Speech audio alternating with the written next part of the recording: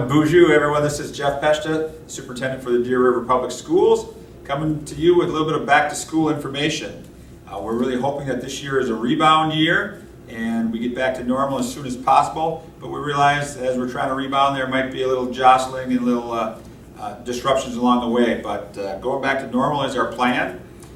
Deer River wants to be a school of choice, and by choosing to come to Deer River schools, you understand that we're emphasizing an in-person learning model whenever we can safely do that. That's our emphasis, that's our style of education here.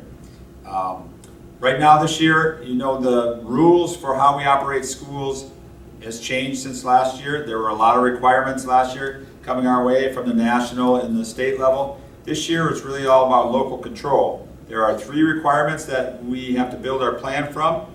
First of all is the Center for Disease Control is requiring that face coverings be worn on public transportation. So every time we board a bus or a van to go any place for the school district, until further notice, we're still required to wear face coverings unless you are exempt. We also need to report cases of COVID-19 to the Minnesota Department of Health if we're the first entity that finds out about them. And then online education, online instruction is not a requirement this year, so that'll be a local plan if that would ever become necessary. So our plan is basically taking our summer plan, which has worked well during low case rates this summer, and modifying it to get ready for back to school in the fall, which will be greater numbers in the school buildings at any given time. When we built that summer plan, our case rate was very low.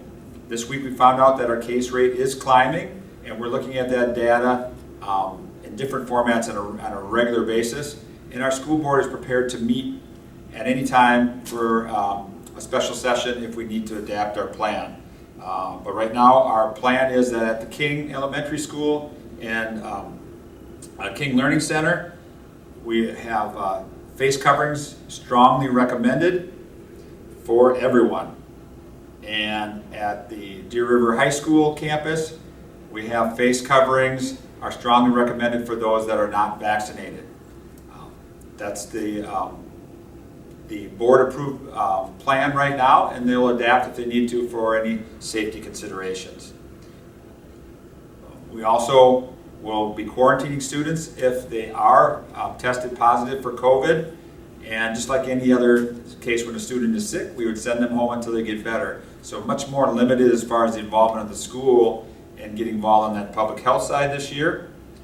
And as I said, it's all open for board review every day as we adapt to our circumstances, but we want to get some information out there. Today is August 17th.